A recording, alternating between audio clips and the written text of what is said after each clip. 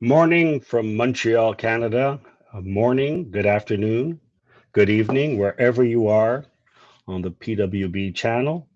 I'm happy to bring you into a conversation with two people you've probably seen on many occasions if you are in book fairs around the world, conferences, anything that has to do with books. You've certainly seen them. I'm talking about Ed Nawotka and uh, Porter Anderson. Before they come in, let me just give you a brief bio about these two people so you know that we're talking serious business in terms of journalism and knowledge. Ed is the senior international and book selling editor of New York Trade Magazine Publishers Weekly, a widely published essayist and critics. His works has appeared in the New Yorker, USA Today, and dozens more publications in the US and abroad. He was the co-founder of international trade website Publishing Perspectives, a columnist and critic for Bloomberg News, and has more than 2 decades experience reporting on global business and media. If you want to, you can read his archives, over 2,700 of them published in articles, and we'll make sure to have that link up there for you so you can go and read more on him. And on the other hand, we have Porter Anderson. Porter, BA, MA, MFA, is editor in chief of Publishing Perspective. So we do know there's a link there between the two of them.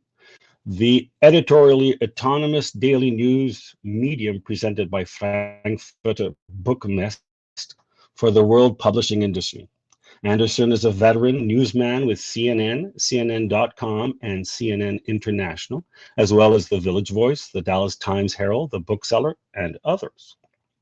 He was named London Book Fair's International Trade Press Journalist in 2019 International Excellence Award. In addition to his career in news, Anderson has worked as a diplomat with the United Nations, posted to the Rome headquarters of the World Food Program.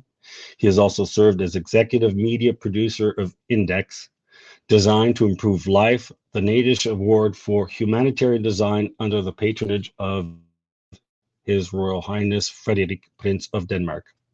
Henderson is a frequent speaker on the international publishing stage, in trade shows and book fairs, settings in Asia, Europe, Africa, North America, and the Middle East. And so, without further ado, please let me introduce Ed and Porter. Gentlemen, good morning. For those of you who don't realize it, all three of us are in North America on the eastern side. So we're all having coffee this morning, and hopefully nobody's got their glass of wine yet. And of course, out of India, just finishing his day of work is our Prashant National. He is our ghost to PWB, but today he's with us because we had asked Fatima and Emma to join us, actually join in the interviews, but Fatima is stuck with power shortage in Cairo, and Emma is unavailable, unfortunately. And Mauro, as you may have heard, is taking care of his husband, Steve. So we're all we're all thinking about Steve. Gentlemen, how are you? First question. How are you? I'll be happy when the Bloody Marys get here, Simon. Isn't that your job? I'm waiting. Yeah, well, I don't work with the big guys, so I won't be able to get that to you delivered in time, but we might be able to get you one in Wexfo next week. That sounds good. I'll take it. Yes, right. So, briefly, guys, we're talking about you having over, I guess, together, that's about what, 50, 60 years of experience in media work and having talked to a lot of people. Yeah. What's it like being a reporter in this world of publishing? Ed. It's I feel very, very blessed that this is become my profession, because the reassuring thing about books is there's always going to be news. There's always something new to talk about. There's always whether it's an author, a publisher, a title, you've always got something to report on, which is what I've always enjoyed. about books. And furthermore, you know, if you don't like one book or you don't like one thing you're working on, you can always turn around and find something that you do enjoy about the business. So it's for me, that's been it's been rewarding because there's always always something interesting, fun to write about, and you get to basically work with very, very intelligent people who have, you know, great imaginations and are very creative, and that's not always the case in work. So Yeah. that's been my Yeah. sort of pithy reflection on that. So Porter, was this what you had like lined up to do? What were you thinking of doing when you were, you know, coming out of university? And where did you think you'd be today? I like the way you started the question. What were you thinking? No, this is my my spin on what Ed is saying. I'm grateful to be in this position too. We are in essence beat reporters, to use an old timey journalism term. This is what we would have been called in a newsroom ages ago.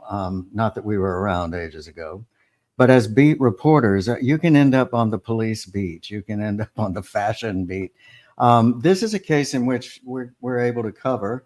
I feel grateful because I'm able to cover an industry that's near mine in many ways, that of course sees the language as the primary vehicle, and that understands expression as being as primary as it is in the world. And that's something we're all talking about and having to protect very carefully, our freedom of expression. And so I feel very fortunate because you can end up covering something very different, and it can be a really different career. It's not exactly what I intended. No, I feel like it's kind of like falling upstairs, a good career, right?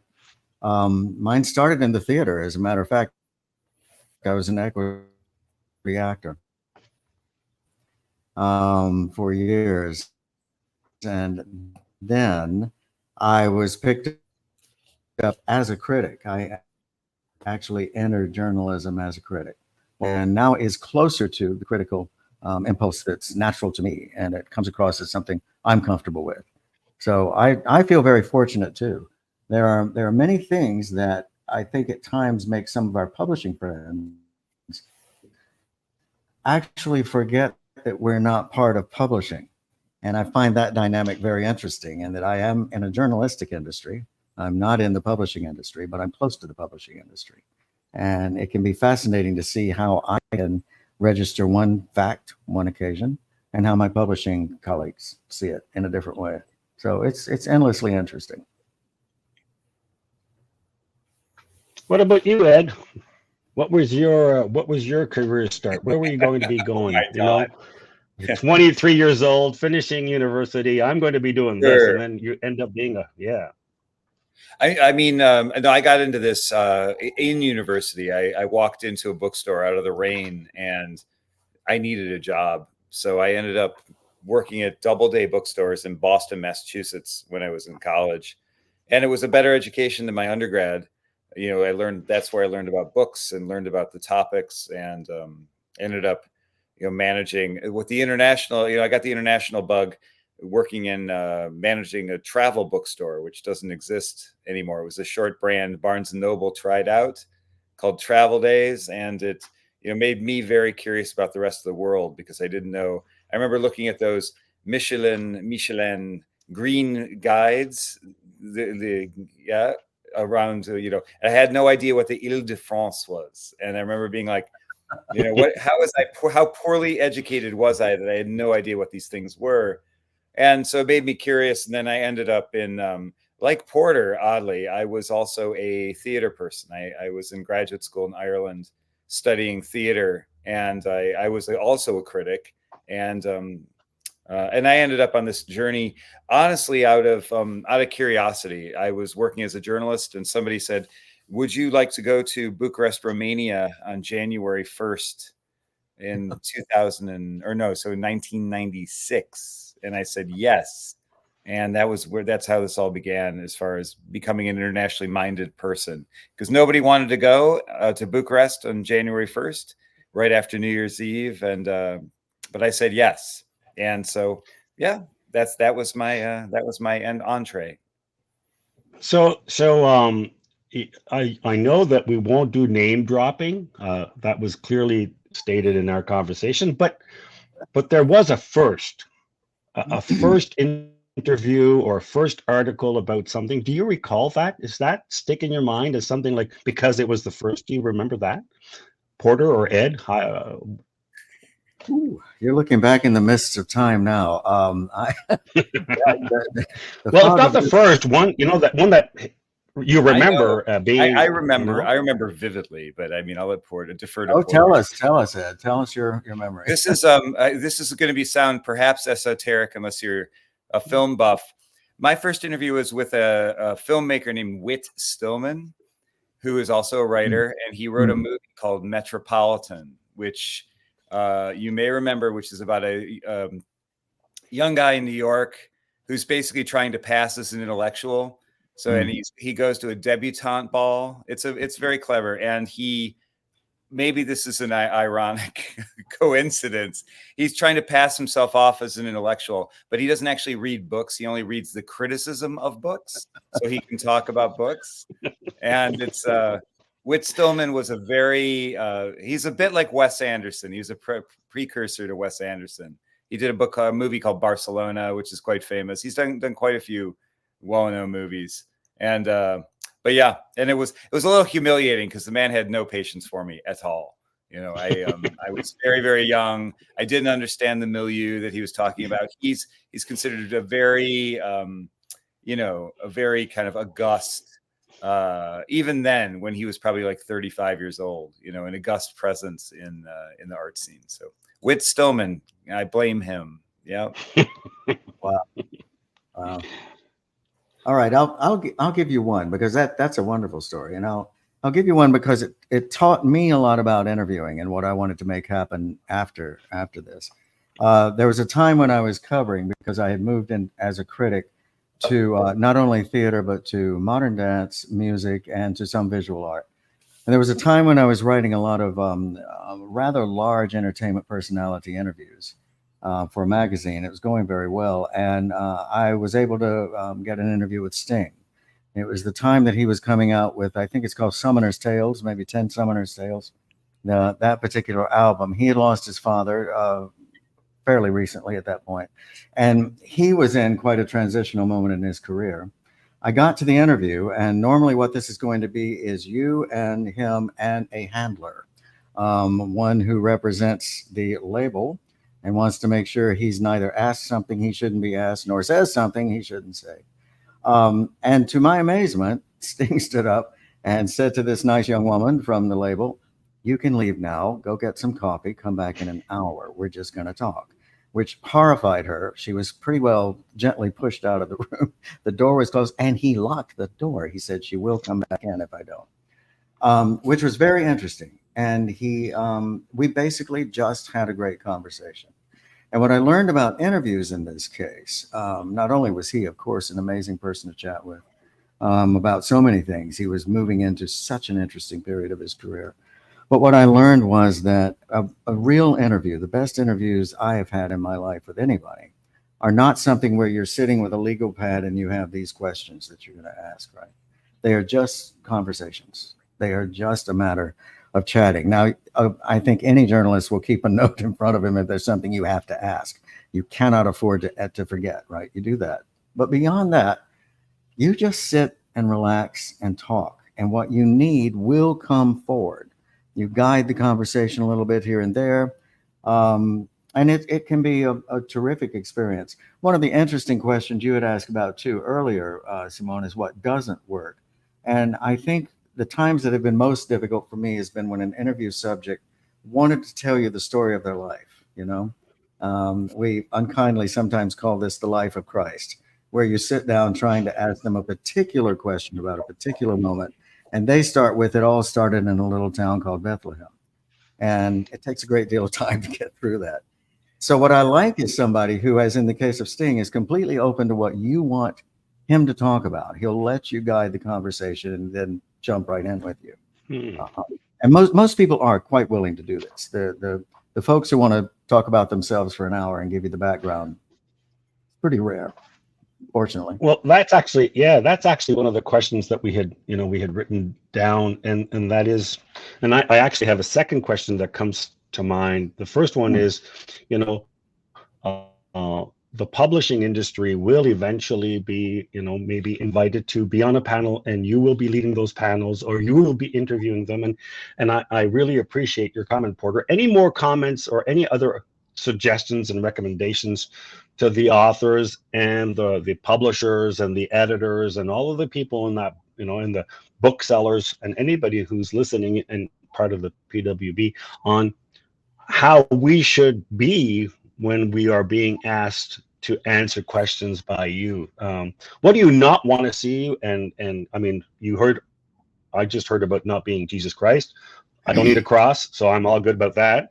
But but other than that, any other issue?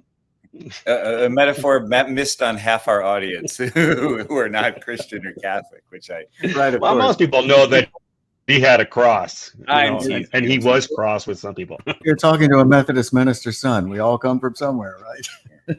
But yeah,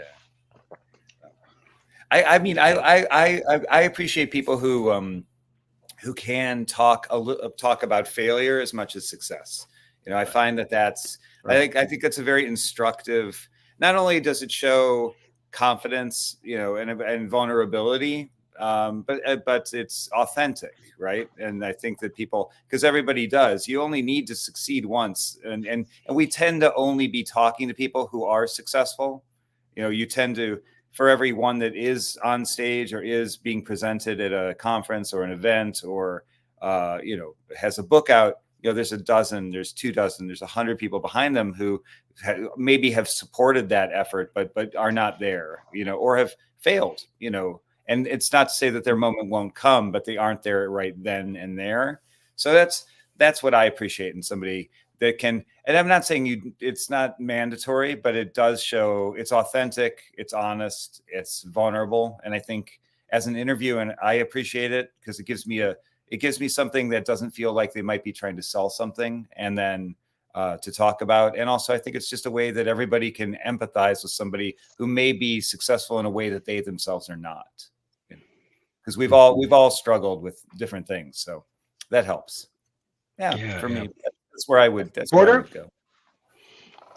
Well, add anything, Porter? I think that's very well said, Ed. What you're saying. I think that when I sit down with somebody too, I want them to, and this is on me. I want to help them understand that I do also need news.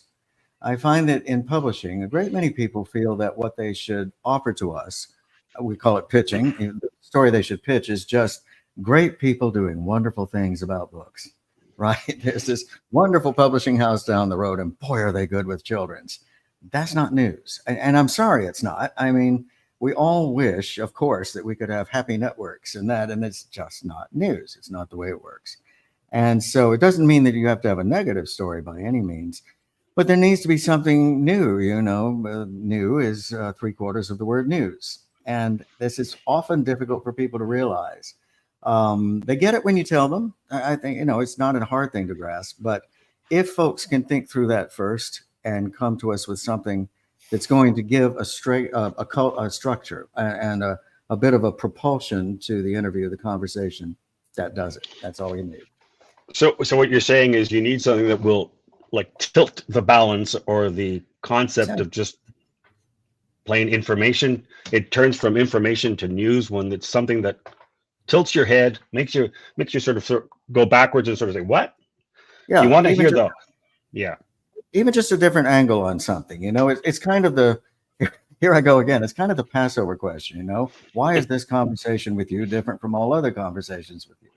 Whatever has happened and changed things, that's what I want to know, So it doesn't have to be an event or a thing. It can be an idea too, or a point of view. What if you changed your mind about recently is always a good question. I think that shows evolution too. So there's certain questions that will elicit that type of an answer. That one of them. Yeah. And it makes for a brave answer too. I love your question, Ed. You know, what have you changed your mind about? Because that can be embarrassing to have to say sometimes. You know, I was wrong is somewhere in the background of that answer. And that can be kind of cool too. You know, it doesn't have to be a great negative thing, but yeah. Yeah. You're not looking for Superman. You're looking for great stories. Yeah. People, human. Yeah. Yeah. Yeah. And the flip side of my question, because I wanted you to help us understand how we can better offer you content that you need or that may interest you. I'm going back to Ed's past. So there are probably people who will be listening in and are probably, working in a bookstore, and maybe their career is going to turn towards journalism, like the two of you. And what would be some words of advice to the young ones who are looking at you and sort of saying, I hope one day, in 2040, I'll be sitting at the panel of, Sharjah or Frankfurt. And what can you give as far as advice to these people who are, going to be taking over your place eventually? There's I could go on and on and on about it, but I when I'm pithy about it, when people ask me how I've had what's been the difference maker in my professional career, and people who know me probably won't be surprised to hear this, but it's saying yes to the things other people say no to. And what I mean by that is doing, and I think this is especially helpful when you are in a creative industry, right? Is the things that other people have turned down. I mean, I alluded to this before, that my career started because I said yes to something so many people, going to Bucharest when so many people had turned down that opportunity, which led to me going to, in that same year, Estonia, and then eventually moving to Hong Kong to cover the handover to China back in the day, Macau, Indonesia. It was just like a domino. It became more and more adventurous, and eventually ending that year or the several years in Africa, and it was great. But I think it's important. There's an apocryphal story about journalism, and it was Jimmy Breslin was a journalist in New York who was covering Kennedy's funeral for one of the papers when Kennedy was assassinated. And instead of covering the entourage and all the parades and the speeches, he went and talked to the gravedigger, the person who was actually digging the grave. And it was, and that was his angle or his take on that story. And I think that finding that, or the thing I always say is, when you get set up on a date, it's not the person you were set up on the date with that you fall in love with. It's the person who's sitting next to them, at the dinner party. And I feel like that journalistically, those are the stories that work best. It's often, you need to talk to so-and-so, but it's not necessarily so-and-so. It's so-and-so's business partner. It's so-and-so's, author. It's you just never quite know, but very often it's there, but it's just a little bit to the right, which is what I think that's how Tamer Said used to describe where Mecca was. It's like it's to the east, but a little bit to the right. Whenever you had to find Porter? the prayer arrow in the hotel room in Abu Dhabi. It's like speaking of the faiths, I think it's great. Now mentioned Islam, and we've mentioned Judaism, and we've mentioned Christianity. I'm trying to make sure we are very inclusive. To be Prashant, we've got to get you for something soon. Don't worry. I should start talking about Hinduism now. Then that's where we have to get next. I know that Prashant has some questions from the audience, but Porter, I want to hear you as well and your advice. Some questions from the live chat, which is happening. Unfortunately, it's not transiting over the session here. But before that, I want to ask both of you a question. You guys travel a lot, and a lot of people who sees me and ask me that I travel a lot, and I don't do any work when I'm traveling. How do you guys manage it? I mean, what is the secret sauce behind this? Well, it is actually, I'm grateful to you for asking the question because a lot of people in publishing don't quite understand what the travel experience is for the journalist. We are at the same event all day long. It might be a trade show, might be a book fair, might be a conference. We may be on stage moderating, speaking in some way. We may be in the audience with you, simply taking it all in. We are recording it in various ways. I'm usually running 3 tapes to try to make sure I get it. But the difference is that then in the evening, when the day's work is done, and when everybody gets to go to those parties I'm always envious about, and the receptions, and gets to have a great time with dinner with the old friends they haven't seen for 2 years. I'm back in the hotel room doing the writing. Now, this is not a poor me gambit. I'm not trying to get any kind of sympathy for this, but it does have to do with the rhythm of what we need when we're on a trip like this and the kind of support we need from the organizers of an event. And in most cases, we get terrific support. I do from our organizers of these shows and events around the world. But you do need a lot of support and a lot of understanding. And I find that this is the part that's missing. A lot of people think that if Ed and I sit down in a great seminar and we walk out with them, the story's been written. It hasn't, actually. What we've got is a tape. We probably have a lot of handwritten notes, and we've got to still put it together. And that takes time. That is not something, no matter how good or old you are at this, still takes time. So I think that's the part I sometimes feel like asking people's forgiveness because I can't be with them in most of the social events. But that's the way it works. I have seen Ed on a lot of social events. So Ed, what do you do? How do you do it? Social butterfly, that Ed, you know? Yeah, well, I joke. The one thing I joke with people about, I said, you really should meet me when I'm not jet lagged, because I think 3/4 to the 9 out of 10 people who are listening to this probably know me as somebody, always in a state of mind and jet lag. I'm like, I'm much more fun when I'm not jet lagged. Yeah, I mean, I really do. That's a genuine regret I have, because I think I'd be much more. I think people would have a much nicer impression, but so true. Yeah, it's a juggle. Well, you learn how to write very quickly. I mean, this is a job, and when you've been doing it a long time, it's muscle memory, and again, it's I often write as I'm in the room. I'm sort of synthesizing things as I hear it. One thing I'll say is AI transcription for interviews is an actual godsend, because before that was just a painstaking nightmare to have to listen, and if you're at a conference all day. I'll give you an example. The U.S. Book Show, Publishers Weekly hosted the U.S. Book Show in New York on Wednesday.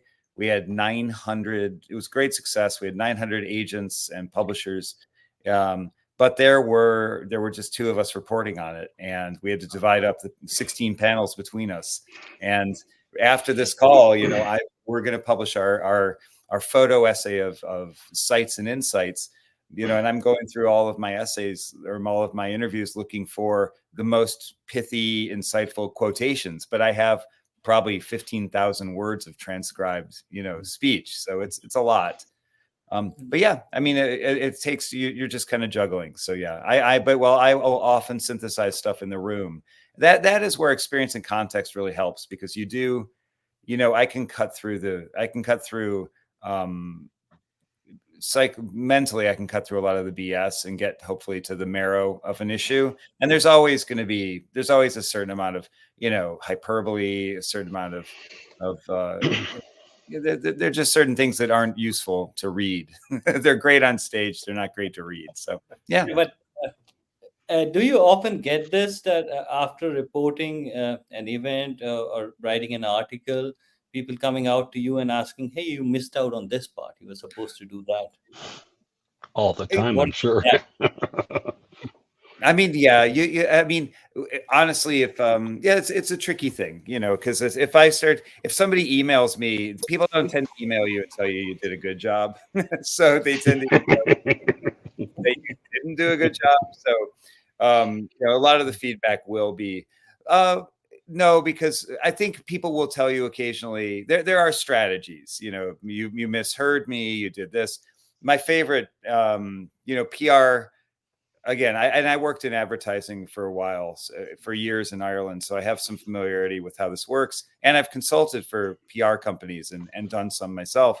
There are different strategies people use. One of the newer ones in the past couple of years is, well, you misread, or you didn't read the publicity, the PR press release close enough, or you misread it, and it's I mean, literally, I've been told I don't know how to read by people, and it's fine. You kind of what people are doing, but there's yeah, it's and then that's often a very junior person who will tell you this, and then when you push back, it gets kicked upstairs to the head or director of comms, who I am ideally, if you've been, in many situations I might know them, so there's some relationship that exists. But I'm on a few blacklists. I know there's a few.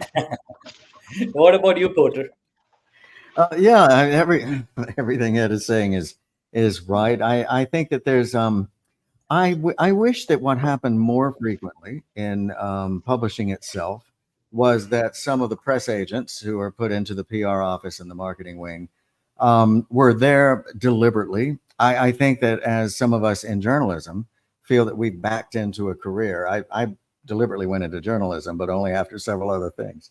I find that so many people in publishing didn't plan that career in the PR office.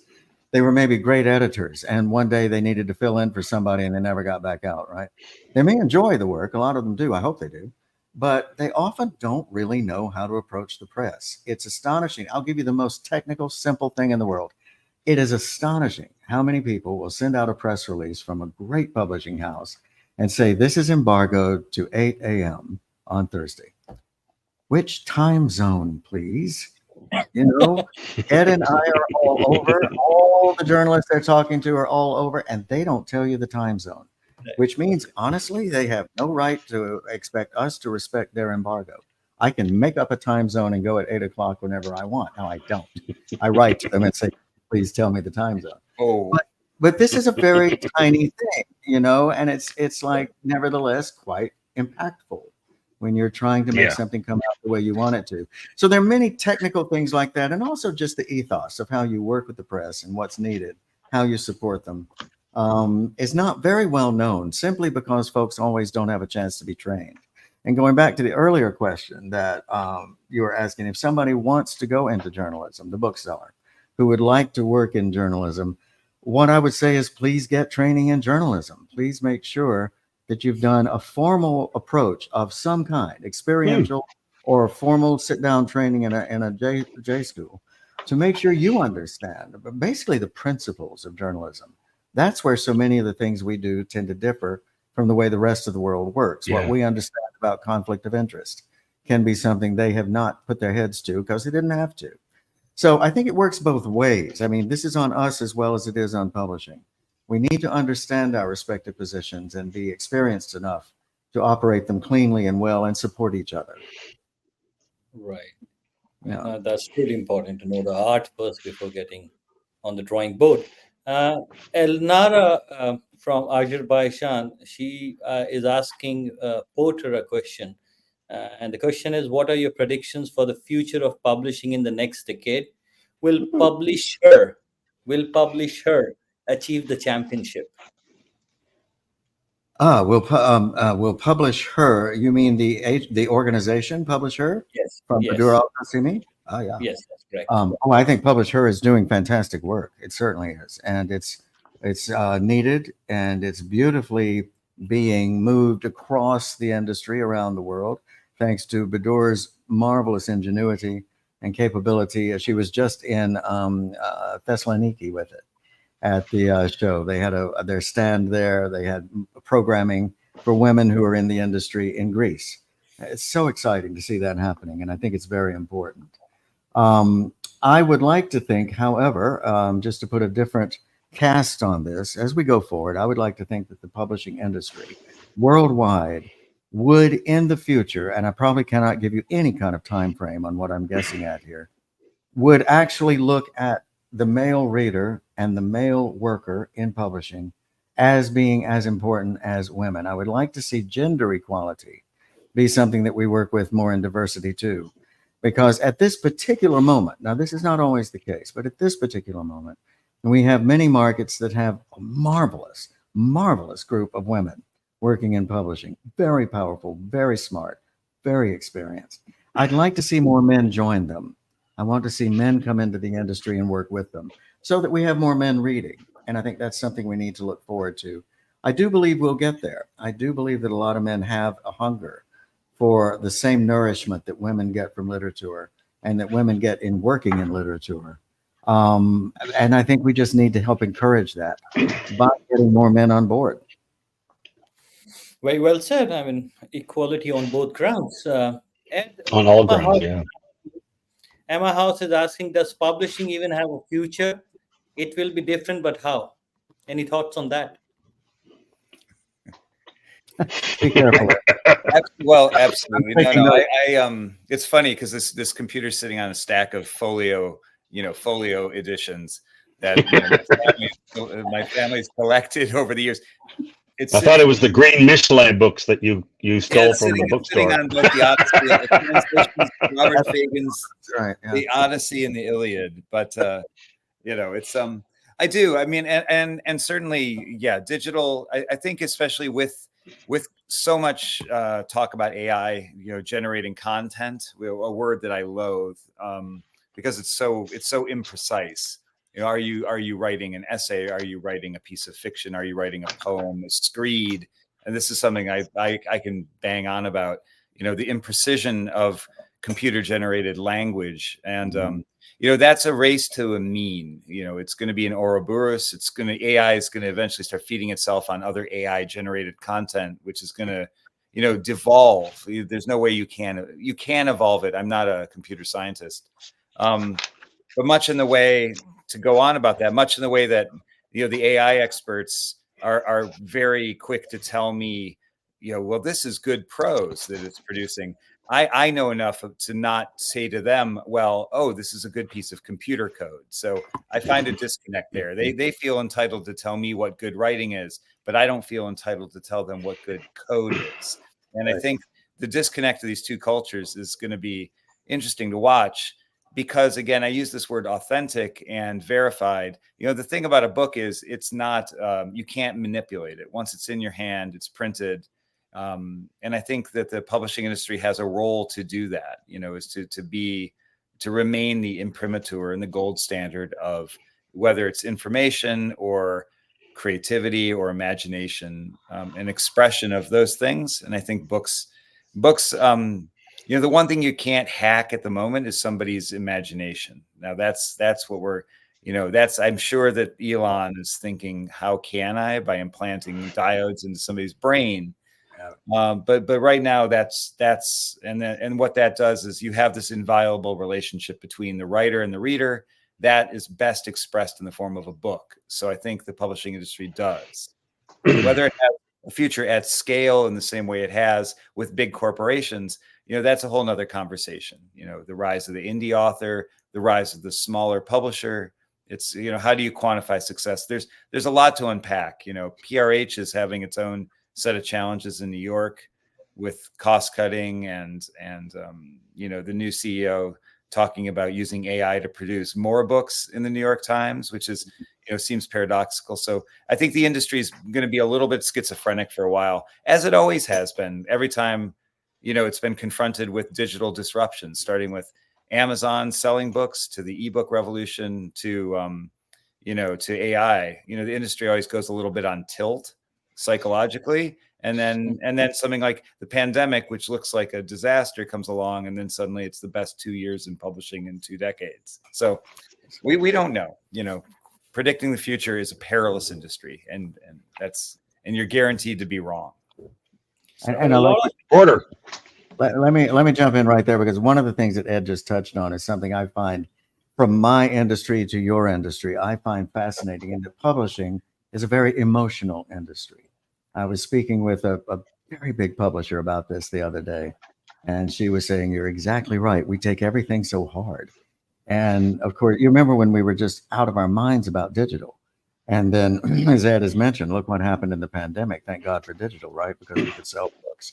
It's an extraordinary evolutionary experience. But I'll tell you something exciting that I have heard, I think, in about 4 different places, different parts of the world in the last month or so.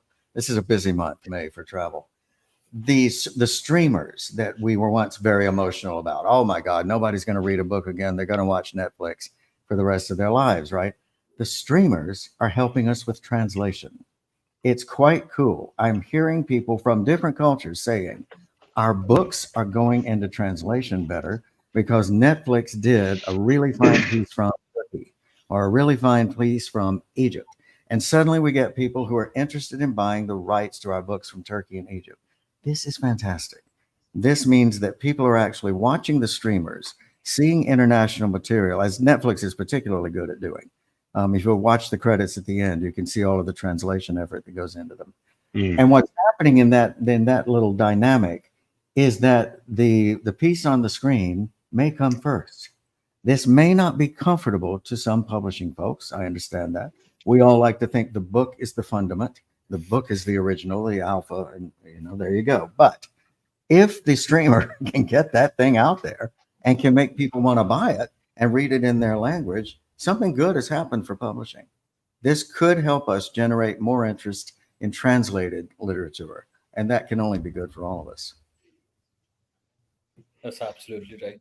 I want to jump in, Prashant. I want to jump in because this is a lot of I'm listening to you guys, and we're talking about the publishing industry being emotional, and I totally agree. I'm the first one to cry. One of the things that I've been thinking about, and I want to hear you on this subject, is, and it goes back to what you've just said. I find as well that our publishing industry worldwide, let's just say that inertia is an incredible piece of energy. That is an incredible force. It seems very static, and we are comfortably numb with the way that we're doing things. We've been doing it since Gutenberg. We've modified a few things. We've had digital, but it's still pretty much what we call a book. And contrary to other cultural venues like music, we've never been challenged with anything that would scare us enough to have to think about innovation and rethink the publishing industry. And I want to hear you on that. What are your thoughts about that? Or is publishing sort of a very dinosaur type of cultural industry? Should I be thinking more positively about the industry in terms of innovation? What do you think, Ed? Was that a good tilt? Was that a good tilt question? I mean, innovation, people tried innovation with, enhanced ebooks and interactive products, very expensive to produce. And it did produce some really interesting results. And I think, well, that's a great question. And I don't have an immediate answer to it. What does innovation look like in publishing? I think innovation is more about including a greater range of authors. I think, the industry's been innovative insofar as the emotional side means we're self-reflective, and I think you've seen, greater inclusivity in the range of voices that have been amplified and broadcast and celebrated. And I think that is itself innovative in a sociological sense. And I think that's, so maybe we're not talking about innovation in a sense of format, but an innovation, our job is to advance. I always say, I don't know, I can't get deeper than to say, I try to ensure that my job contributes to the advancement of the culture in some meaningful and material way.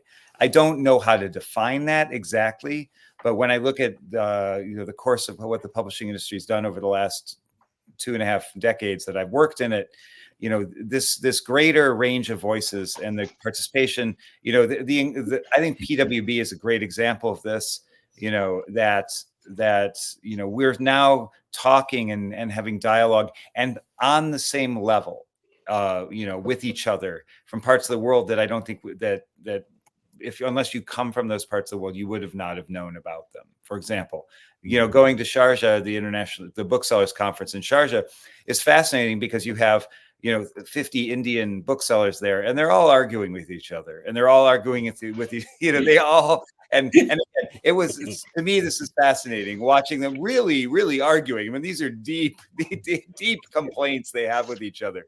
I have no idea what on earth they're talking about, but it's very eye-opening for a journalist like myself, from the States. I'm not going to share what it's between us. Yes, exactly. No, I'm often told, no, you don't understand. This goes back 1,000 years. And I'm like, whoa, and yeah. So for me, that's what innovation has looked like. Going back to the beginning, the opening up of the Middle East, the opening up parts of Asia, the greater engagement with all of the Americas. that to me is innovative. And I think that that's the best. It's not about format. It's not about distribution. It's about, I think, inclusion. And I think that that's giving people a greater opportunity, should they want to embrace it, to say what they have to say and get an audience for it, if that's fair to say. Mm-hmm. I Porter? like what you're Yeah, if I can follow up on that, I love what you're saying, Ed, because I think now, I said I don't like predictions, and I'm not going to really make one. But I do think that what the character of the publishing industry means when we talk about where it's going and when we talk about innovation is not necessarily in the formats and in the procedures and in the digital versus whatever, the analog and all of that, and AI versus. It's much more about what it means in the industry, what a book stands for in the world, in the culture, as well as in the industry, what it stands for and what it means. And I'm going to give you an example here. I think we're seeing an evolutionary step right now in the work of a man named Paul Lynch, who won the Booker in 2023 for his book called Prophet Song. And if you haven't read this, I actually would recommend it. I don't frequently make recommendations. I used to call them Porter endorsed on Twitter, but this is Porter endorsed. It's an extraordinary experience of reading literary fiction that actually is social fiction and that is political fiction and that is futurist fiction. He is mixing the needs of our culture today into literary work in a way we don't normally see. And I think that there is the beginning of a concept there. Now, he's not the only one who works in this form, but it is a very pristine and clear experience of that. Whereas sometimes I think these are not as cleanly rendered an experiment as they might be. And so I think we're starting to see something in which I hope publishing is beginning to understand its serious role in the world. We know it can be entertaining, and there's nothing wrong with entertainment. But if entertainment means something, and if it moves you down the road, and if it moves the culture down the road, it's done an extra service. That extra service is what I think our innovation is. And we have to keep looking for what is the extra service that's needed and try to render it in some way for society. Thank you, guys. Mm. Percent. Yeah, but just simple question for a publisher and an author friend. Can you guys write an article about a book and make it a bestseller? It can. Oh, God. Does that come to you quite often? I mean, people ask you that. Would you write about my book, and how can I make it a bestseller if you write about it? Well, the people I always say, I mean, the people who can really, at least in the US, who can make individual books into bestsellers are booksellers. And if you get, if you can get, and that's not a collective, we have about 3,000, 2,500 independent bookstores, another, 1,000 chain booksellers. But I think, if you line up the right 15, 20 booksellers, you can create a bestseller. But again, it's about how do you quantify success in that regard. I don't think a single story. No, if I had a story about Taylor Swift's, love child that she had with another celebrity, maybe. Yeah, exactly. Exactly. Then yes, sure, I could turn that into a bestseller. But no, I think the real people who have that ability to really help you are booksellers. And I think that that's something that's can't be overstated in any regard. And it doesn't have to be the boss. If you get a very enthusiastic person hand selling something, even 400 or 500 copies can move the needle on a book. Really can, even in the US. So yeah. Right. Fantastic. We are about to going to the end of a session. Just a few fun questions. What are your favorite book fairs? Porter? Good Frankfurt. answer. Good answer. Yeah. Ed? I mean, I'm anywhere I am typically. I really enjoy Bologna actually because of the kids. The kids publishers tend to be very, they're very cheerful. You've got a lot of really young people running around trying to get their career started. very colorful. Food's good. It's just a really pleasant place to be, and it's a good time of the year. So I find Bologna really, really, really fun. Yeah. You just made two people really very happy. Oh, But here's a question for you. I mean, other than the ones where you want to be, where would you suggest people go? I mean, in terms of, other than Frankfurt. Okay, so let's put aside Frankfurt because that's like the mecca of publishing, and everybody should go to Frankfurt at least once. But other than Frankfurt, where would you sort of say, you're starting in the publishing business, you don't have a lot of money. Here's the second place where you might want to show up because this is worth it. Is it Colombia? Is it Bologna for children? Is it Guadalajara? Yeah, in America, I mean, it's Mexico is a pretty easy flight. There's no time zone difference.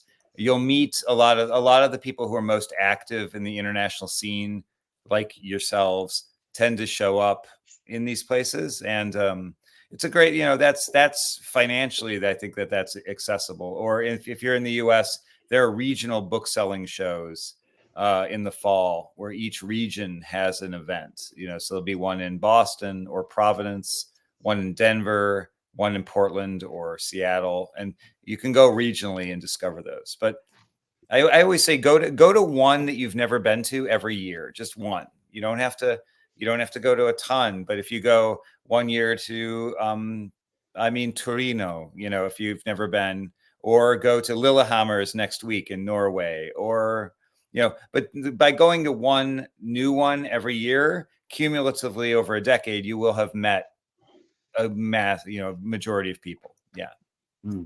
But Porter? I would recommend the Taipei International Book Exhibition, it's called, instead of fair, but it is a book fair.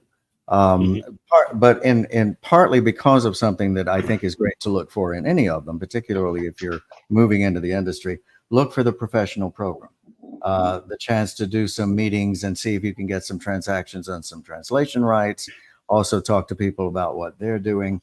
The real guiding factor, I think, as Ed is saying, the more the better, but the real guiding factor, I think, is just what are you producing? What are you selling? Where is the culture most likely to resonate with that early? Because you need some early wins, right? And then build out into more exotic locations for whatever you're doing if you feel like it. London is a great center of an awful lot of international movement now, as well as a super introduction to this powerful UK industry, which is so important to us all. So that's a great place to be. But there are so many, and they're all good for one reason or another, all worthwhile. Yeah. But and I hear what you're saying. Make sure you know why you're going to that book fair. Good way to put it. Exactly. Yeah, make sure you know why. Okay. Yeah, precisely. Yeah. All right. Well, we are coming to the end of our session, guys. I'm so thankful that we spent close to an hour together and talking. I think people will really appreciate your input and your insight into the world of publishing and media. The floor is yours for the last few minutes. Porter, any last comment, wisdom? I think maybe I could offer something about how to pitch us if you're interested, because I think a lot of people have very fine stories we haven't heard yet. But there are a couple of things that I need you to think about if you want to approach me or any other medium. First, would you please look at the medium? Look at our homepage. We're free to read, by the way. Publishing Perspectives is, and you can get an email that'll tell you every day what we have. But just look at our homepage and you'll see 15 or 20 country names in our headlines. We're an international publication. That is our mandate, international. You would be amazed how many people don't get that because they didn't take just a minute to look at our homepage and look at all of these different countries popping up. Do that and familiarize yourself a little before you approach. And then the second thing is make sure, as I mentioned earlier, that you've got news, something that's changed, not just great people doing lovely things. And lastly, if you can, when you're looking at this, remember the old adage used to be for news, do who, what, when, where, why. Nowadays it is when. We need to know at the very beginning what you're talking about and what timing constraints are on it. Is it an event? So what are the dates? Is it something that's just happened? When did it happen? Give us a sense of the time frame because so much of media now is time driven. We are so time sensitive that becomes the guiding interest for us in terms of whether we can even move on a great story. So perhaps those are three things that might help a little bit. And yeah, I mean, I think it's I think the thing I would encourage people is, just you want to be accurate, and you want to be interesting when you're coming up with ideas, and it does help, again, to be the more engagement you have with us, the more likely it is that you'll get good results. The thing that I don't want to say what I dislike, but I do find it slightly irksome that I'm suddenly everybody's best friend right before Frankfurt when they have something that they want to promote.